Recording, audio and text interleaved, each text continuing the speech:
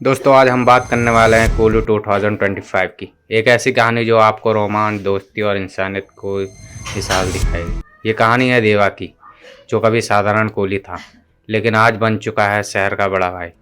उसकी ज़िंदगी में दोस्ती और न्याय सबसे ऊपर है, लेकिन जब उसके दुनिया में आता है लालच और खतरनाक ताकत, तब देवा को करना पड़ता है सबसे बड़ा संघर्ष। तो चलिए पूरी कहानी समझते हैं, हर ट्विस्ट और टर्न के साथ, सिर्फ आपके लिए।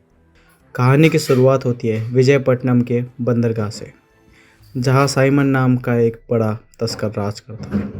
सोना, लग्जरी गाड़ियां और महंगे सामान की तस्करी वहीं से चलती है, और पुलिस से लेके कई सरकारी अफसर भी उसकी पकड़ में है।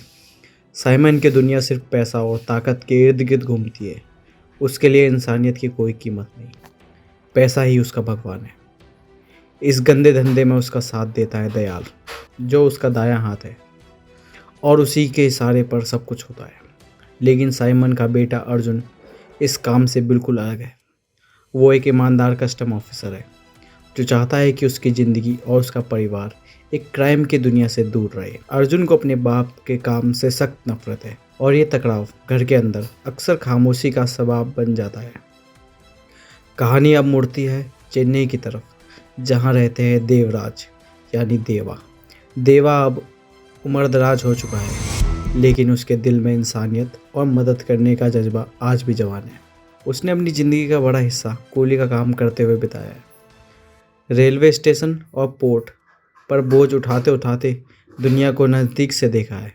आज देवा एक बोर्डिंग हाउस चलाता है, देवा मैंसन, जहां गरीब और मिडिल क्लास स्टूडेंट्स कम पैसे में रहकर पढ़ाई करते हैं। इस मकान में सब उससे बड़े भाई की तरह मानते हैं, क्योंकि देवा का सबसे बड़ा गुण है उसका साफ दिल। जो भी मुसीबत में होता है, देवा हमेशा उसके साथ खड़ा होता है। देवा का बचपन का दोस्त है राजशेखर। दोनों ने ज़िंदगी में उतार चढ़ाव साथ देखे हैं। राजशेखर एक साइंटिस्ट है, जिसका सपना है कि उसकी खोज इंसानियत के काम आए। उसने एक अजीब सी लेकिन ख़ास मशीन बनाई है, एक ऐसी मशीन जो कुछ ही सेकंड में किसी भी चीज़ को राख बना सकती है।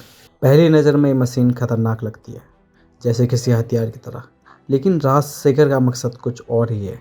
वो चाहता है कि ये मशीन उस कूट की गंदगी, साबुत और हानिकारक चीज़ों को हमेशा के लिए मिटा दे।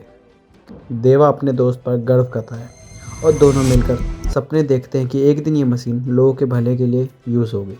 लेकिन जैसे ही इस मशीन की खबर साइमन तक पहुंचती है, कहानी का असली ट्विस्ट शुरू होता है।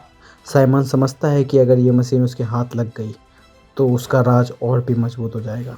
कोई भी गवाह, कोई भी दुश्मन, गवाह या सबूत, सब कुछ पलट झपकते ही मिटा सकता है। वो राजशेखर के पास आता है और धमकी देता है कि ये मशीन उसके हवाले कर दे। राजशेखर अपने मकसद पर अटूट रहता है। वो साफ कह देता है कि उसकी खोज का गलत काम में कभी भी इस्तेमाल नहीं होगा। साइमन को ये जवाब बर्दाश्त नहीं होता, और वो चाल चलता है। कुछ ही दिनों बाद अचानक खबर आती है कि राजशेखर की मौत हो गई। ऑफिशियल रिपोर्ट कहती है कि दिल का दौरा पड़ा। सब लोग मानते हैं, लेकिन देवा का दिल नहीं मानता। वो अपने दोस्त को अच्छी तरह जानता है। वो नहीं मानता कि इतना स्ट्रांग और हेल्दी आदमी अचानक मर जाए। देवा के लिए राजशेखर की मौत सिर्फ एक सदमा नहीं, बल्कि एक सवाल बन जाता है। वो खुद से वादा करता है कि सच का पता लगाएगा। देवा राजशेखर के घर, उसके सामान और उसके रिसर्च का छोटा से छोटा डिटेल चेक करता है। धीरे धीरे राज खुलने लगता है। उसे पता चलता है कि राजशेखर की मौत हार्ट अटैक नहीं, बल्कि उसके सीने पे ज़बरदस्त चोट लगने से हुई है। ये एक साफ साफ हत्या थी।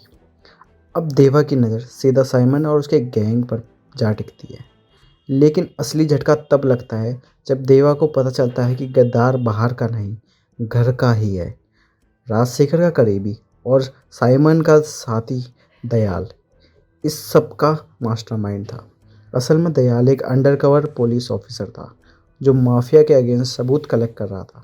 लेकिन जब उसने इस मशीन की पावर देखी, तो उसकी नीयत बदल गई। लालच और पावर के आगे उसकी ईमानदारी हार गई। उसने साइमन से हाथ मिला लिया और मिलकर राजशेखर को रास्ते से हटा दिया। दयाल और साइमन यही नहीं रुकते। वो राजशेखर की बेटी प्रीति का किडनैप कर लेते हैं। उन्हें पता है कि प्रीति देवा के लिए बेटी जैसी है, और उसे बचाने के लिए देवा कुछ भी करेगा। अब गेम शुरू होता है ब्लैकमेल का। देवा से कहा जाता है कि अगर प्रीति को ज़िंदा देखना चाहते हो तो उनकी शर्तें मान लो। लेकिन देवा वो आदमी है जो कभी हारता नहीं है। उसने ज़िंदगी में सिर्फ मेहनत और सच्चाई से जीना सीखा है। उसके पास सिर्फ एक ही हथियार है, उसकी नीयत और उसकी दोस्ती की ताकत। वो अकेले ही साइमन और दयाल के खिलाफ खड़ा हो जाता है। अब उसके सामने सबसे बड़ा स्ट्रगल है, एक तरफ अपने दोस्त की मौत का बदला और दूसरी तरफ प्रीति को बचाने का फ़र्ज़। क्लाइमैक्स में जब देवा का सामना होता है साइमन और दयाल से, तो फाइट बेहद भयंकर होती है और ख़तरनाक बन जाती है। साइमन अपनी पूरी ताकत लगा देता है, उसके गुंडे हर तरफ से हमला करते हैं। दयाल अपनी पुलिस ट्रेनिंग और चालाकी का इस्तेमाल करता है, लेकिन देवा के पास एक ऐसी ताकत है जो किसी भी दुश्मन को हरा सकती है, दोस्ती, सच्चाई और जज्बा।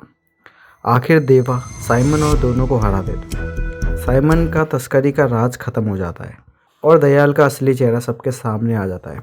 प्रीति को सुरक्षित बचा लिया जाता है और देवा अपने दोस्त राजशेखर की मौत का बदला ले लेता है। मशीन को भी डिस्ट्रॉय कर दिया जाता है ताकि कोई भी इसका गलत इस्तेमाल ना कर सके। कहानी का अंत होता है एक बड़े मैसेज के साथ। असली हीरो वही होता है जो अपनी ताकत दूसरों के भले के लिए लगाए, ना कि अपने स्वार्थ के लिए। देवा इस मैसेज को जीता है और इसीलिए वो एक सच्चा कूली है। वो दूसरों का बोझ उठाता है और समाज के लिए हमेशा खड़ा रहता है। तो दोस्तों ये थी कूली 2025 की पूरी कहानी। देवा की दोस्ती, साहस और इंसानियत की कहानी। इस फिल्म से हमें यहाँ सीख मिलती है कि असली हीरो वही है जो अपनी ताकत दूसरों के भले में लगाता है। अगर आपको वीडियो पसंद आए तो लाइक शेयर करना ना भूलें और ऐसी ही मूवी के लिए सब्सक्राइब करना ना भूलें। नीचे कमेंट में बताइए। धन्यवाद।